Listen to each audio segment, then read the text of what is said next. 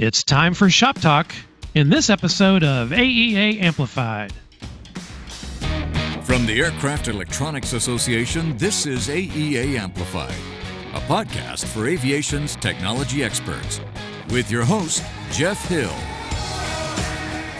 Hello, friends, and welcome back to another episode of AEA Amplified, sponsored by Aviation Design and Supply, also known as ADS. Dive into a world where avionics repair stations thrive thanks to ADS's cutting-edge solutions. From GFC autopilot installation hardware kits and custom avionics engineering packages to the revolutionary AMI work management software, ADS is transforming the landscape of repair station efficiency and profitability. To learn more, head over to aviationdesignandsupply.com.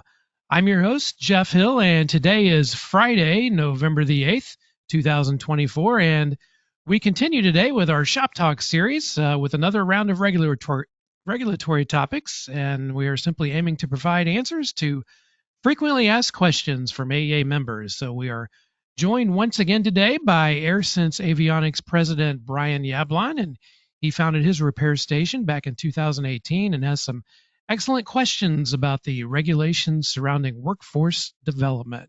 And here to help provide clarity on the subject and answer those questions is Mr. Rick Peri. He is the AEA Vice President of Government and Industry Affairs. So, gentlemen, let's jump right into the conversation, and I'm going to turn it over to Brian to get us started with the first question. Brian, take it away. Well, good morning, Jeff, and good morning, Rick. Thanks very much for hosting me again or allowing me to have this conversation. I wanted to preface today's talk with just a description of how we have done workforce development at AirSense Avionics. Unlike other areas, I recognize that the entire country is suffering from a paucity of trained avionics technicians, and that shortage is particularly acute in the Pacific Northwest. And consequently, it's just impossible for us to hire trained, seasoned avionics professionals. And so I've developed a program which has been quite successful of growing my own. In essence, I look for people with an interest in getting into this. Doesn't really matter what their background is, as long as they have an aptitude and some mechanical facility. I'm willing to interview them, and then once they're hired, get down to training them to be avionics technicians. And it's been very successful for us. Right now, for instance, my lead guy in the shop is actually a music professional, got a degree in performance, and he's a sax player. And I've got another guy who came to us with a surveying background, and a third fellow who actually did have some aviation exposure in the Army working on helicopters, and some additional folks as well. But I wanted to back way up. Brian, Go ahead. Can I offer that their boss didn't exactly come the normal way either? That's true. I was sort of a bent arrow myself, coming at it from engineering and flying instead of through the normal ranks. That's true. Right. Yeah. So your company has a long history of being creative. Yeah, thank you. I ended up taking the repair station training offered by AEA back in, I guess it must have been December of 2017 or something with you, Rick. And you gave just a superb overview of what the regulatory requirements were for a repair station with regard to training. And I was wondering if we could just start with you giving an overview of the basics, sort of a very condensed version of what you would cover in that course. Well, in the 145 course, we go through literally start to finish on the regulations of maintenance, which is arguably 2 days of thoroughly understanding the function and why of a repair station, and then building the repair station business around that. A lot of people build a business, but don't really fully understand why the business is the way it is. They simply, call the FAA and go, what is it you want me to do? And never get the background of why we do what we do, so that the business can be efficient and effective, and you actually get to run your business. It is not the regulation's intent, nor is it any advisory circular's intent to actually run your business. And this conversation today about workforce development is a prime example of where the regulations truly support what you're trying to do, if you let the regulations help you. So, and that's kind of the gist of the whole week of training we do in Kansas City on repair stations. Yeah. And again, for those of our listeners who haven't taken that training, even if you're already up and running with a successful repair station, I cannot commend that course enough to you in terms of just reviewing your own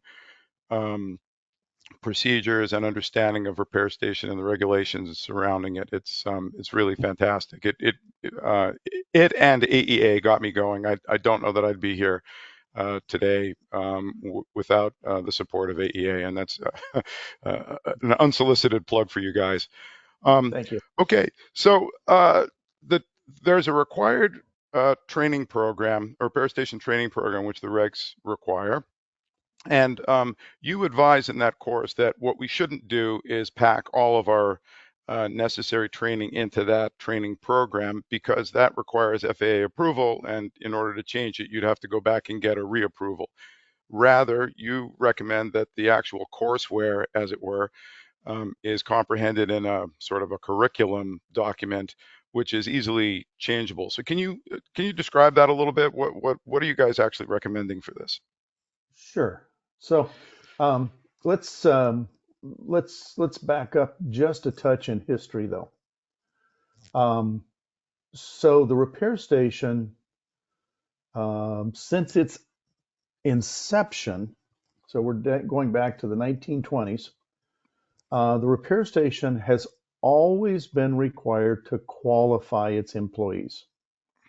Okay, we have it in the regulations, but arguably any business, any viable business, qualifies their employees, whether it's a clerk at a five and dime, or a barista at a coffee shop.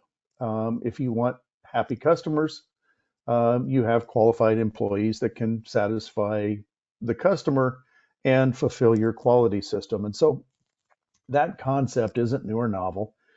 In our case, it has been regulatory since the very early inception of the repair station regulations.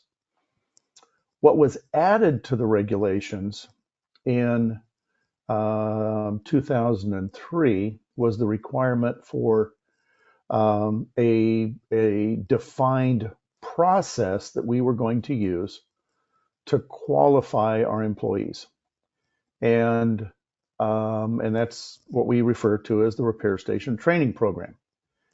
And so we have this requirement, and the requirement is arguably structural, not content driven. So it's a commitment that you're actually going to understand what your needs are, what the capabilities of the employee is. You're going to do a gap analysis and then somehow fill that gap. Nothing new there. But it's that high level commitment that you have. And so the FAA, when they published the repair station training program, and the regulation itself is, I think, 3 paragraphs. It's a very small regulation. And it basically just says you will have one, you will use it, and it's going to have initial and recurrent training in it. And the FAA published 2 templates in the back of the advisory circular. And in particular, this advisory circular is the performance standard of expectation for the training program. So, and when you go through the template, it is a very high level document because, again, it is an approved document. You're not allowed to deviate from it. And so you don't want a lot of human relations, employee relations kind of stuff in there. And you certainly don't want the curricula in there. And in fact, both in the AC and the FAA's guidance, they inform the instructor that they do not approve curricula. They oversee it. They determine whether or not your program is effective, but they do not approve the curricula. And that's an important element because when you look at what we do from a qualifying technician's perspective, we're really task-based. And the curricula for a technical task is in the maintenance instructions. And so essentially you could be doing task-based OJT on every employee on any given day, depending on what the customer's asking for. It's kind of a long answer to a short question. Sorry. No, and that's actually our reality. You know, our curriculum. I was explaining to some folks before. We started out calling out a bunch of third-party provided courseware, which actually turned out to be somewhat tangential and not really relevant to the kinds of things that we were doing in the shop when it came to laying hands on a Cessna or something. And so over time, the curriculum has evolved to being very heavily reliant on OJT. And I'd say that it's probably 90% of what we provide to our guys. You know, our technicians come to the AEA convention and obtain formal vendor training there, and you know, many of the courses that are offered there as well. But you know, yeah, easily 90% of things that we do are OJT related. But it's very hard to capture that in our curriculum. You know, we throw down some general stuff like, you know, how to solder, how to terminate connectors, and all the basics like that. But the specific skills that are related to installing, you know, device X in aircraft Y, that is very specialized and relevant to a situation. Is that normal? I mean, how do you comprehend that in an approved program? So your approved program says that you're going to assess the needs for the task. And then you're going to assess the needs of the individual. And I say you as the repair station, and in your particular case, you're the accountable manager, so it falls on you. But so you have a task. Customer comes in, says, I would like XYZ installed. And you have your chosen technician, and you say, gosh, Bob, let me look at your record here. I see you've done this 14 times. We've never had a quality escape following your installations. You're deemed to be qualified to go do this job. Go do this job. So that is all that this training program requires. Now, let's take that same scenario where a customer comes in and it's to install a system that they're not familiar with. It's a new brand or a different brand. And so you've got this product, and again, you know, Bob has installed brand X, you know, 14 times, but now we have brand Y. Well, as the accountable manager, you're going to look at this new brand Y and look at the technology and the tasking of the installation and determine whether or not the knowledge, skills, and abilities that Bob has exercised in the past is relevant to this current installation, in which case you approve him to install this new equipment. And then the third scenario is that where there's a disconnect. The two equipment fundamentally does similar things, but the installation is uniquely different, or different enough that you have to augment his training. In which case, there's a number of ways you can do that. The fact that you send people to the AEA convention and regional meetings to get a good understanding of the products is a good start, but that has to be augmented with the specific technical skills that are needed. And so you can do that by simply having that person sit down and self-study in the maintenance manual, understand what has to be done, convince you that their understanding of the requirement is appropriate and acceptable, in which case you can approve them. And so qualifying an individual is pretty straightforward. The curricula is the part where we overthink things terribly. You have initial training, and initial training comes in two flavors. You have the administrative initial training, which is your manuals, your processes, your quality system, your organization as a repair station, the regulations, the transportation of hazardous materials, any security items, any computer items, all that other organizational elements that any business would want to make sure a new hire is familiar with. And then you have the technical initial training. And that technical initial training is lifetime training. That is stuff that happens every day, every time a customer comes in, every new product.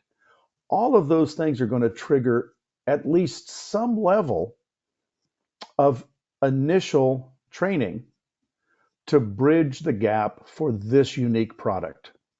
And so the curricula for the administrative things are all the documentations you have printed for the repair station already. Your repair station manual, your quality system, your security plan, all that other stuff. On the technical side, we have it easy. Every task we do is in a maintenance instruction. All we have to do is use the maintenance instruction as the curricula and document each step and then document completion. Okay, and to what extent is documenting each step regulatory? Look, I'm often impressed at the difference in sign-offs that I see in customer logbooks. Some are just very general, like installed X in airplane Y, pretty much that's it. And others are citing references to specific chapters and documents in, the vendor installation manual or AC 4313 and so forth. Is there actually a regulatory requirement to document every step of an installation or not? Well, now you changed topics on me. Well, a little bit, but but that's part of training, right? Because you're saying we have to train them to do Absolutely. this. Yeah. So 43.9, which is where your maintenance record comes from, and 43.9 1A specifically says you have to have a description of the work you performed. Now, I quite often will bring this up, and I bring it up in the repair station class. Who is the audience for this sign-off? And as you can imagine, with 160,000, 120,000 mechanics, it's across the board. Some will say, well, it's for the lawyers, it's for the FAA, and those tend to be minimalistic sign-offs, just enough to get by, but not really enough to tell you what you did or didn't do. I would suggest that the audience is actually yourself when that customer comes back in 3, 4, 5 years and wants the next installation done.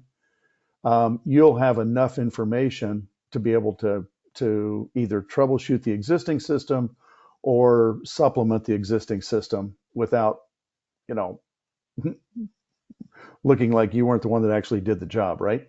Right. And so it's really a note to yourself. And so you need to have enough information so that you can adequately troubleshoot it or adequately supplement it at some later date. Now, in some cases, it's strictly verbal. I installed X. I tapped into, I installed a circuit breaker here. Um, uh, put a doubler here, put the antenna in, routed the wires.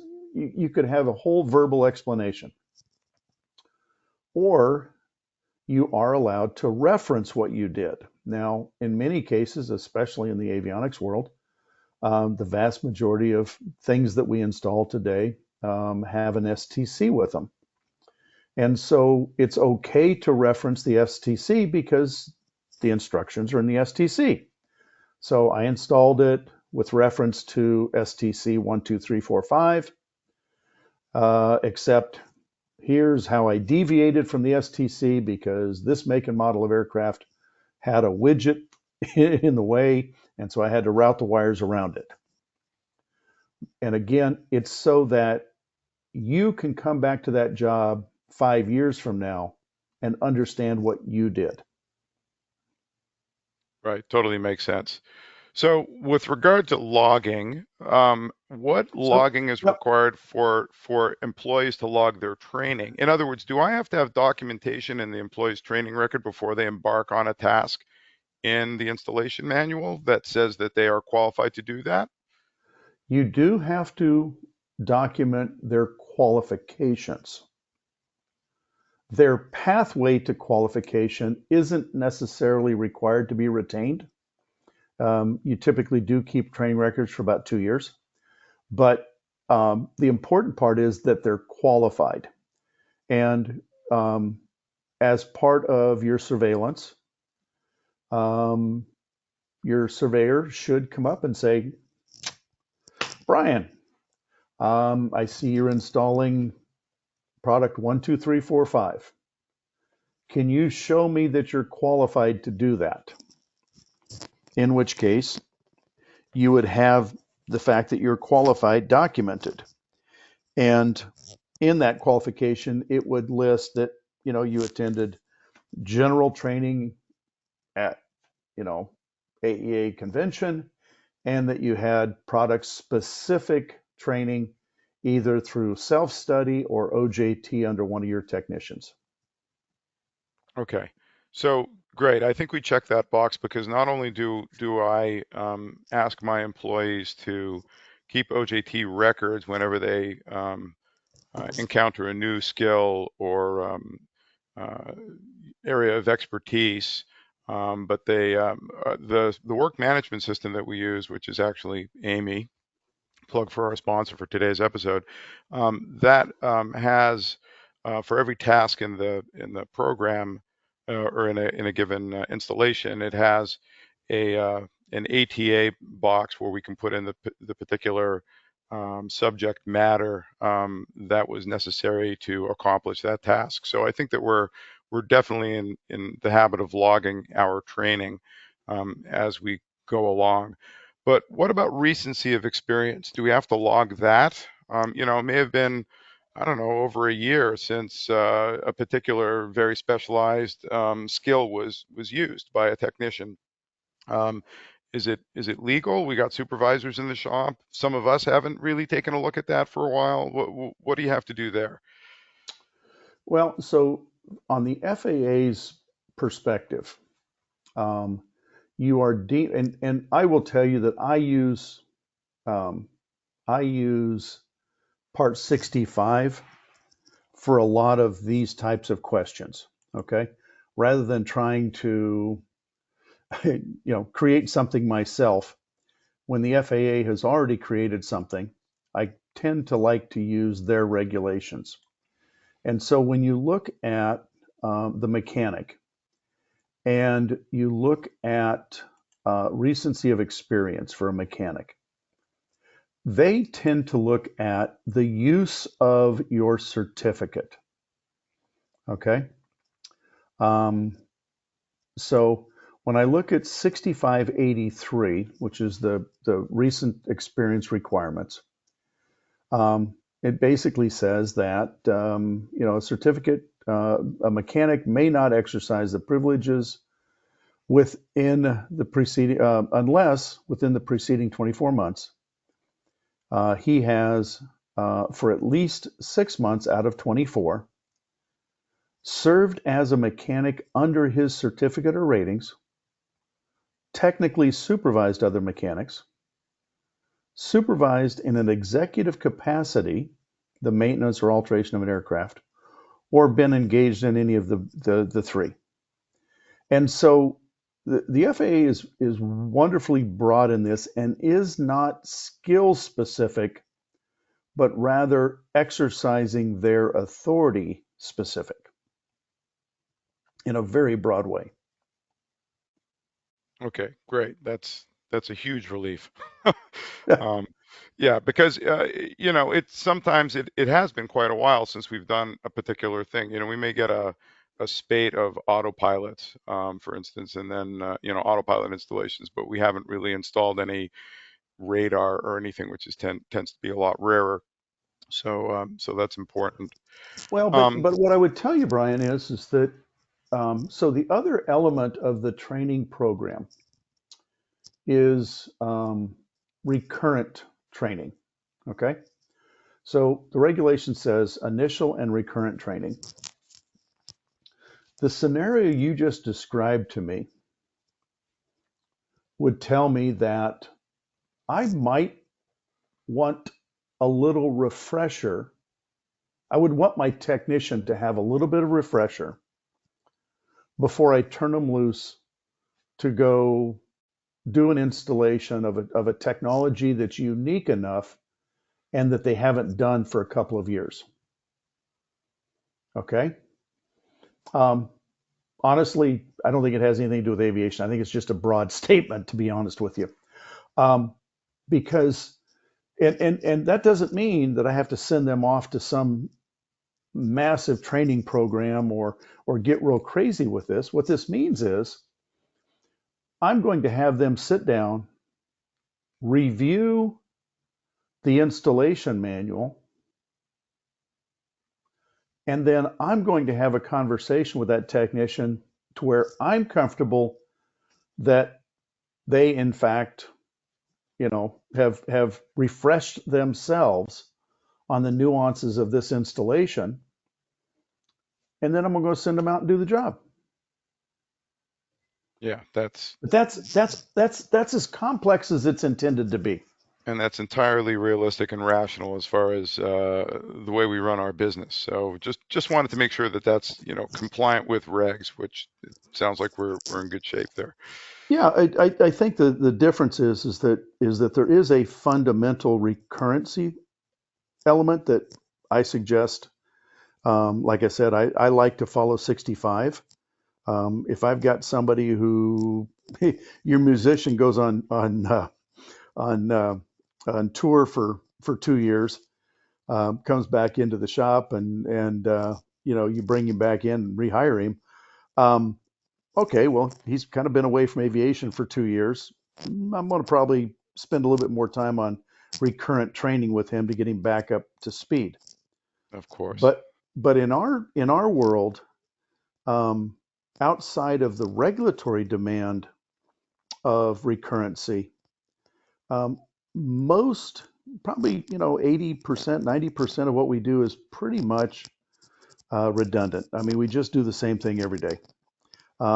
May have a different brand name to it, but arguably it's the same stuff we're doing. 4 screws, 2 wires, an antenna. It's pretty straightforward. But occasionally we get that thing that we really haven't touched in a while, and we need to relook at it. And in 145, for a limited repair station, you have to keep a capabilities list. And as part of that capabilities list, you have a self-evaluation checklist. I like that self-evaluation checklist. I think I may be a minority, but I like it because it forces you when you haven't touched something for 12, 18, 24 months, it drives you back into reevaluating not just your technician, but your organization as a whole. Do I still have the test equipment? Is it still calibrated? And of course, the last thing on that checklist is do I have qualified people for it? Right. And making sure that Bob didn't retire in the last 18 months, before I send somebody out to do the task, is kind of an important element of that. And so I really like that checklist when I haven't touched anything in 12, 18, 24 months. Yeah, and we actually have that checklist incorporated into every preliminary inspection into our preliminary inspection document that we exercise for every airplane we do here, even if it's just, 172. I Excellent. always look at that and we go through. The questions are, do we have recency of experience? Do we have, appropriate data and all the stuff Yep. that you would normally ask about the capability list. So, Right. yeah. Let's talk about supervision for a minute. Some of my folks here do not yet have a rating. We have actually one of our people is a student at a local community college going through their program and has achieved his airframe rating, and he's working on his engine rating right now. So he's an A, but not an A&P. Okay. And we have one repairman with our repair station, but everyone else is a civilian, so to speak, Mhm. not rated, and so they work under direct supervision. Um, Why? who can do the Why? supervising Whoa, for whoa, whoa, these? whoa, whoa, whoa, whoa, whoa, whoa, Oh, go whoa. ahead. Sorry, I missed the question. Why? Why? Why what? Why are they working under direct supervision? Well, because they are required to by the regs. No, they're not. Okay. So this is a misconception, and it's an exceptionally important misconception. So the person who is performing maintenance in your business is the repair station. Excellent. The repair station qualifies its employees. Now, in the regulations, there are two people, and I will argue three people, who must be certificated. That's it. Nobody else in the organization needs a certificate at all. And in fact, in an avionics shop, prior to 2002, these three people were the only people that were allowed to be certificated. And so it's really important to understand that just because an employee is not certificated does not mean they need supervision. Now, let me explain, because I'm sure your head's spinning with all Yeah, that. I was just about to jump on you, but decorum during podcast and that sort of thing, right? Well, so the first thing is that the only people that are actually required to be certificated are the supervisors, and the person with return to service authority. Those are the only two people that are required to be certificated. And I say three people because there's actually two supervisors. When you look at the regulations, supervisor or supervisory duties are defined by two different things. One is the person within the organization who oversees the maintenance the repair station does. That is the person that says, today we're going to work on this aircraft. Okay. That person who oversees that work and oversees, directs the work of the repair station. That person is a supervisor by regulations, and that supervisor has to be certificated. That'd be the responsible manager. Generally, it can be, But if the responsible manager um, might have a director of maintenance or somebody who directs everybody every day, depending on the size of the organization. Sure. The second person, or the second supervisor, is the person that oversees the person, the technician, who has not been qualified, regardless if they're certificated or not. Okay? If you hired a repairman or a person who previously held a repairman certificate, or if you hired a mechanic and they've never seen the installation of a widget, they have to be supervised until you qualify them. And so Okay. that supervisor has to be certificated, and not only has to be certificated, but has to be appropriately certificated for the work they're supervising. Okay. And that makes Now, perfect sense. So that's exactly how we do things too in practice. right. And then the third certificated person is the person that does the return to service. In many repair stations your size, that is combined with the final inspection and return to service, in which case that person has to be certificated. But those are the only certificates that you're required to have. And so everybody else, you must qualify them.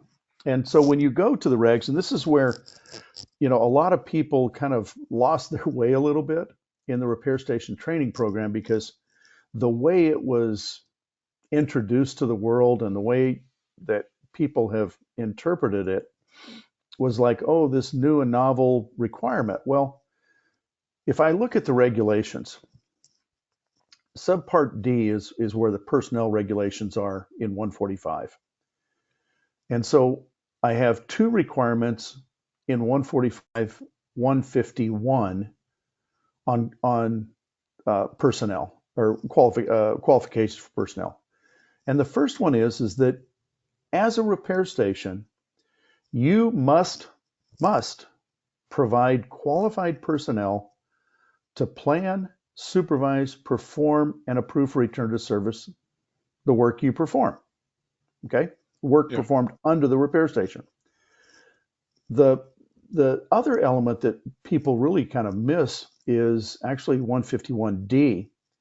And it says, I have to determine the abilities of my non-certificated employees performing maintenance based on training, knowledge, experience, or practical tests.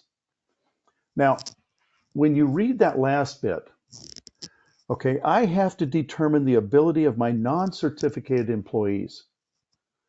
Well, why wouldn't I have to determine the ability of my certificated employees? I mean, the And presumption's got to be that they already were, that determination was already made when they got their rating, right? Through the practicum, the O's and P's, that sort of thing. exactly, Yeah. exactly. So the administrator has already determined their basic aptitude for aviation maintenance. Okay. Now, when we go beyond that and we go down into um, the supervisory roles, it says that a supervisor must oversee the work performed by any individual who are unfamiliar with the methods, techniques, and practices to perform the task. Well, as soon as somebody becomes familiar with the method, techniques, and practices required for the task, they no longer require supervision.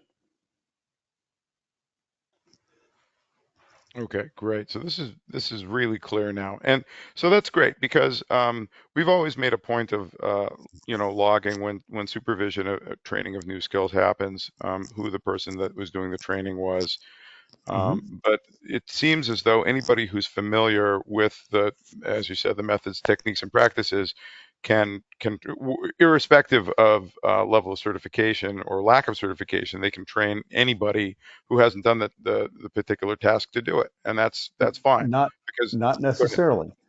okay, Okay.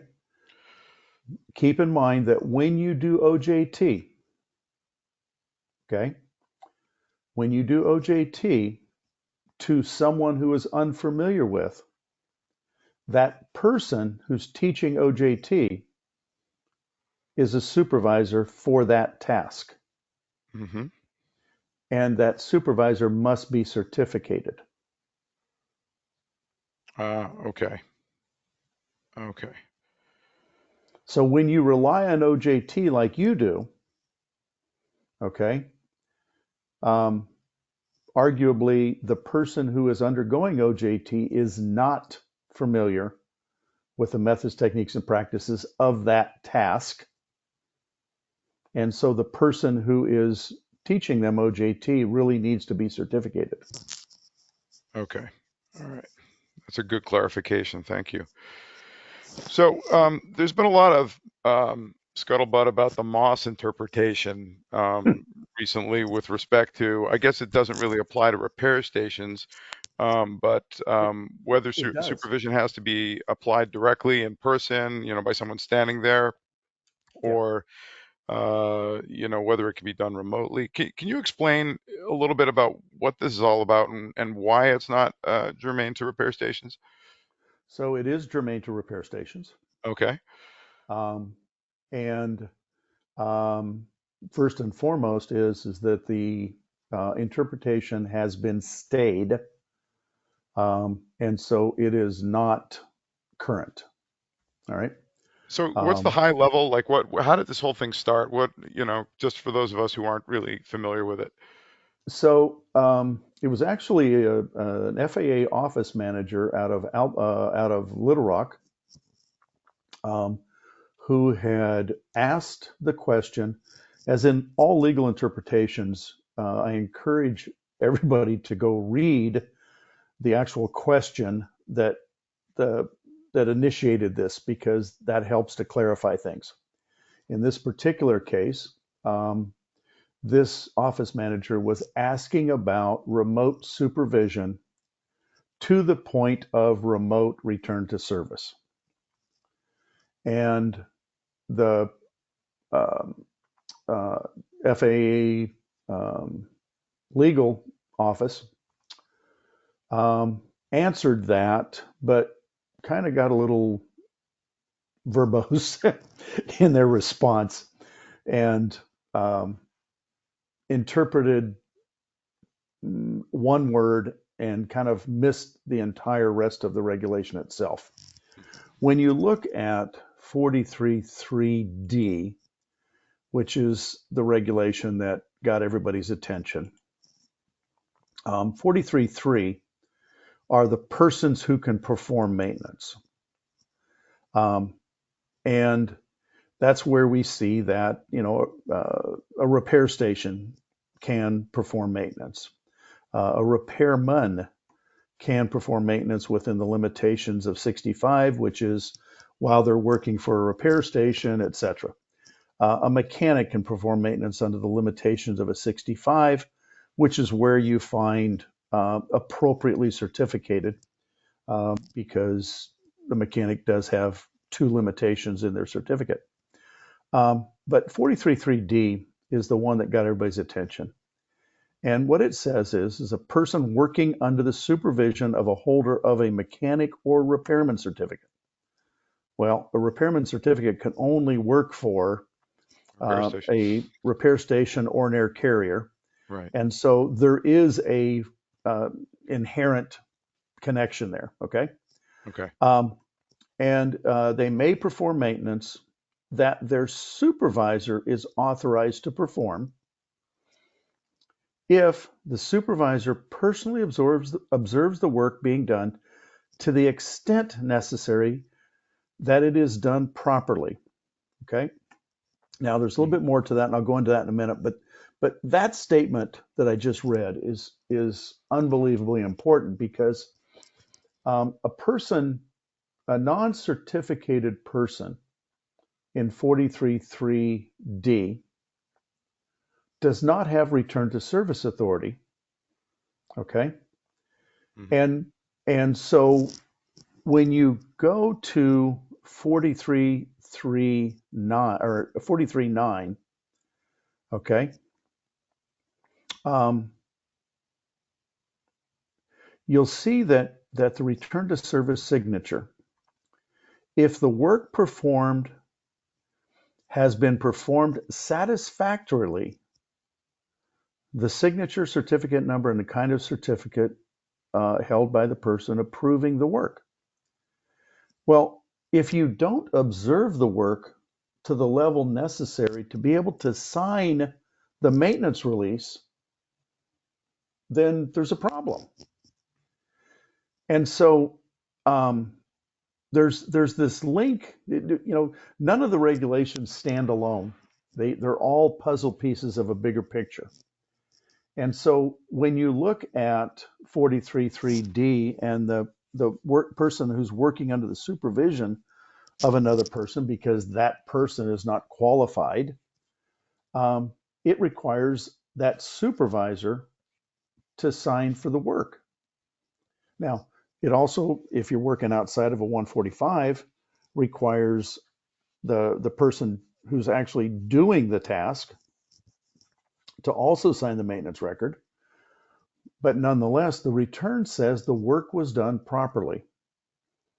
And so you have to supervise to the level necessary that you have confidence the work was done properly. Okay. And that was part of what was missing in the interpretation, which is why we were successful in getting it stayed. The other part of this is that the supervisor is readily available in person for consultation. Okay. Mm-hmm.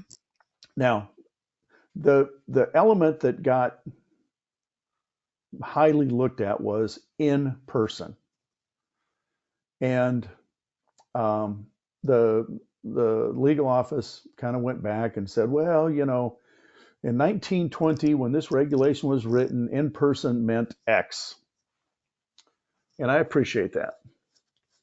However, the court system held a lot of trials with the accused in person via Zoom. Yeah, especially during COVID, right? That's what I'm saying. Exactly. Yeah. And so I think that the author's interpretation of in person, while I appreciate what in person meant in 1926, although I would argue that it also meant at the other end of telephone. But nonetheless, I appreciate the fact that they went back historically to look at what in person was.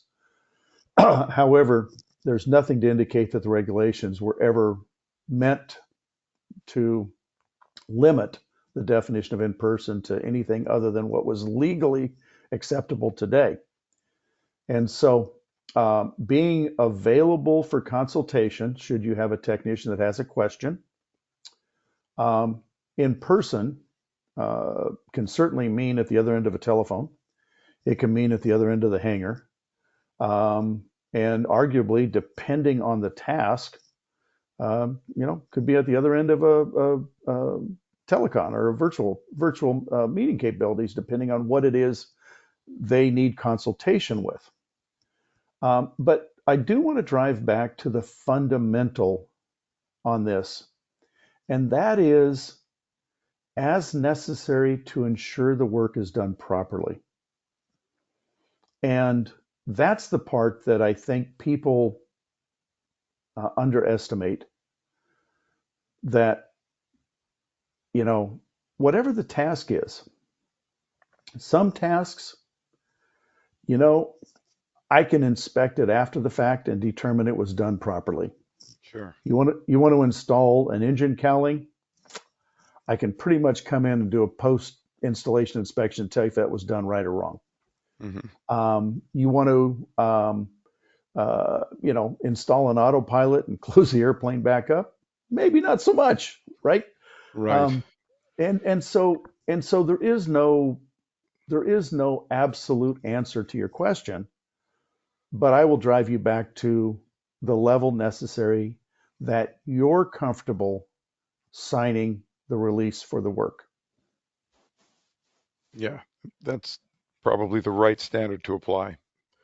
And in the end, my signature is my responsibility. So, right. Right, Yeah. right. Now in the repair station, it's somewhat different in that, um, again, once when you are in the process of qualifying an individual, okay, when you're in the process of qualifying an individual, that's going to be at arm's length, Mm-hmm. okay, just because you're qualifying that individual. Sure. It's OJT training. And Right. so when we talk about, oh, well, the Moss interpretation, they have to be at arm's length. Well, I don't know how I would qualify somebody under the 145 requirements if I was truly much more than involved in the task itself.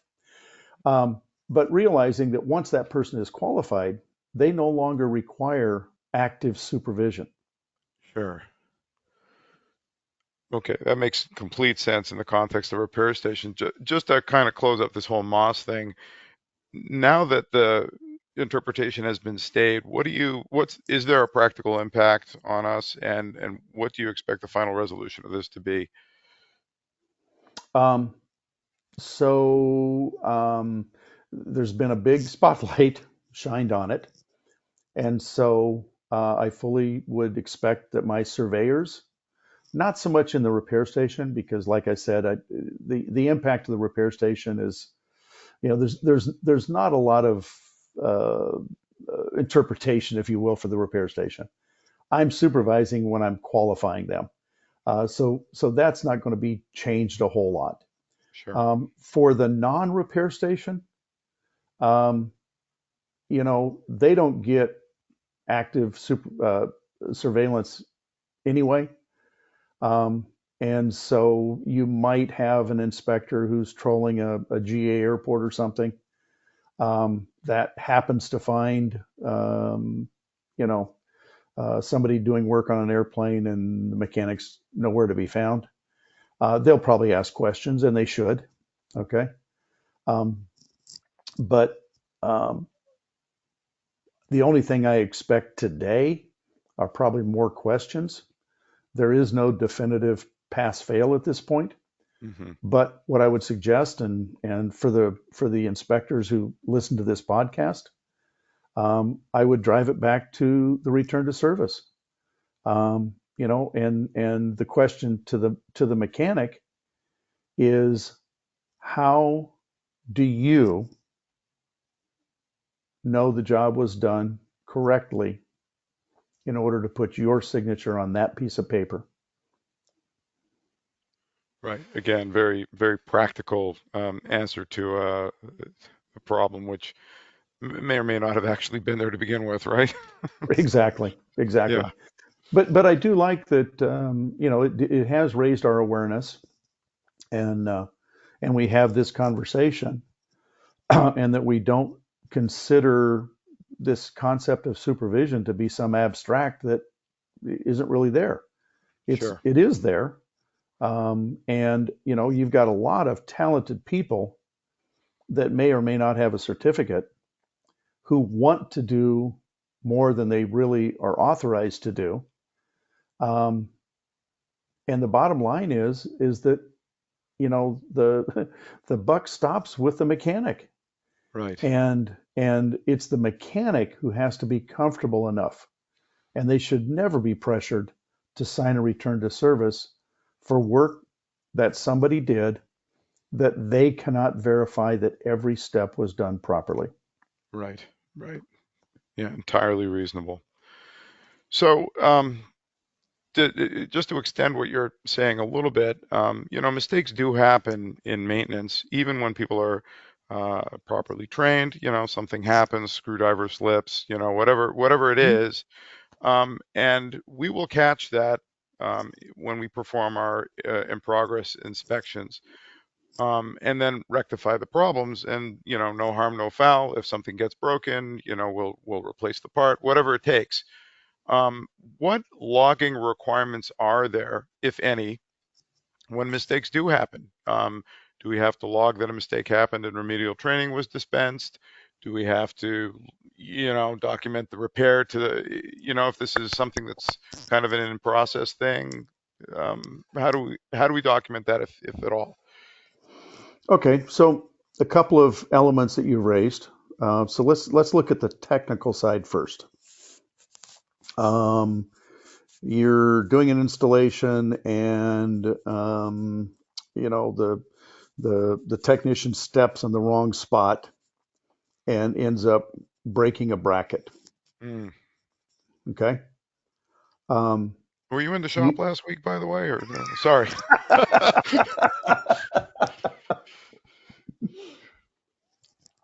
Yeah, this exact thing happened here. So, okay. but So yeah. so you in the process of doing one job, you generated another discrepancy. Hmm. So the discrepancy needs to be documented. Okay. And the corrective action, and we're talking technical here, okay? And the corrective action needs to be documented in the maintenance record as well. And I say that for a couple reasons. One is it's completely unrelated to the job you're doing. And so in the maintenance record of the job you're doing, you certainly couldn't say in accordance with, XYZ STC, Oh, sure. No, because, but I'm you talking know, about, like, that's obvious if you break something that's not, right, that's right. So tangential to the. it just goes in the maintenance record. Okay. Okay. But Now, what if it's the bracket for the autopilot, and you just go and order a new one and no harm, no foul. Let's just keep moving, right? There's no and documentation requirement for that. you're installing the autopilot. Yes. So in other words, we've thrown out the part that we made defective, and now we're replacing it with a brand new part. Okay, but slow down. Okay. But it is the task that you're already doing. Yes. Okay. Yeah. Um, then I would probably not technically document that. Okay. Okay. Again, to your point, you're basically ordering another a piece of the kit, a replacement piece of the kit that's installed as part of the final installation and return to service. So Sure. yeah, But now that makes well, perfect sense. there's remedial training, though, that is Now, immediately dispensed because we made a mistake and we want to make sure that everybody. So what I typically do when I find out about this is gather everybody around and say, yep, okay, we drilled this improperly. This is how it should be drilled and so forth. right. And then so is there documentation requirements for that? So that's the challenge. The technical answer to that is yes. Okay. Okay. Um, However, it doesn't have to be anything more than the memo that you just said. It doesn't have to be terribly formal. Um, you're taking corrective action that you have in your 145 quality control system is a closed loop corrective action plan. You identified the discrepancy, you did a root cause analysis, you determined the cause, you corrected the cause. It ties back to the training program because it was personnel related or because somebody else could make the same mistake. And so all you do is that, and this is where your corrective action plan is tied to the training program because that's where you get recurrent and remedial training. And remedial training is simply a element of recurrent training. Hmm. Okay.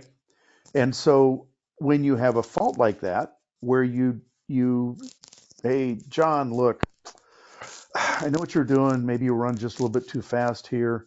You weren't paying attention where you were putting your knee.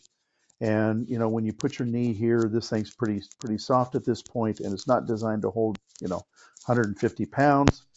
And if you need to kneel in this area, put a board down that crosses the stringers so that you don't actually touch the autopilot itself. Pretty straightforward. Sure. But that is remedial training, and like all training, you want to have a paper trail simply so that you're auditable. But it doesn't have to be an extensive. Let me develop a curricula here to drive this thing through. You don't need that. Okay. All right. And that comports more or less with what we do. When this kind of escape happens, we'll make a note of it and, just say, okay, we resolved it. Training was dispensed. People are aware. We'll move forward. And that's about it. And I would tell you that in a small shop like yours, where you're 4 or 5 people deep, everybody knows what everybody's doing. You're going to do the vast majority of the training you do is going to be exceptionally informal. Yeah. Your biggest challenge is the memo to document the fact that you had this conversation with everybody. Yeah, but that's true. But I would offer that at the same time, when you give the airplane back to the customer and you debrief that project with your team, that's training as well. You talked about what went well, you talked about what didn't go well, you talked about availability of parts, how easy it was to find the hardware, blah, blah, blah. What's the efficiency? What's the human factors? All of that is training. Yeah, albeit undocumented. But all you have to do is go, had everybody here, debrief this project, talked about X, Y, and Z, and you have your training record. Right. Well, take minutes at meetings. Yeah, Easy enough. exactly. Yeah. All right. Well, Rick, that's pretty much all the questions that had occurred to me. Are we missing anything, or are we all set to go and do work now at a repair station and be well trained and qualified? And what's your take? This is a great topic because I will tell you, without fail, everybody overthinks the training program, and that goes from your inspector all the way down. The intent of the program was to simply document how you qualify your employees, and truly the only thing that came out 22 years ago was the documentation requirement. Common sense, good business practices have always required these things. Mm-hmm. So if it seems that your training program is onerous and unmanageable and unwheeling, you're probably overthinking it, and we need to get back to the basics. And we actually do quite a bit of training on how to get this program back to the basics. Excellent. All right, Rick. Well, thanks very much for your time again. It's always enlightening. And Jeff, I'll turn it back to you. All right, gentlemen, great conversation. A lot of ground covered there. Thank you to Brian Yablon and Rick Peri. We will look forward to having both of you on again soon for some more shop talk sponsored by Aviation Design and Supply. And before we go, again, want to remind our listeners and any AEA member out there that the early bird registration is now open for the AEA convention in 2025. It'll take place in Phoenix, Arizona.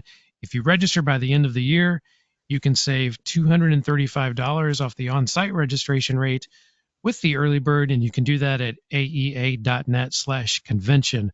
Also, as the year is beginning to wind down, there are several opportunities to take avionics training in the classroom over the next several months at AEA headquarters in Lee Summit, Missouri. And we also offer virtual live courses if you are unable to travel. So seating is limited, So check on the course schedule and enroll today at aea.net/training. And then finally, there are only 2 AEA regionals remaining on the calendar for this year.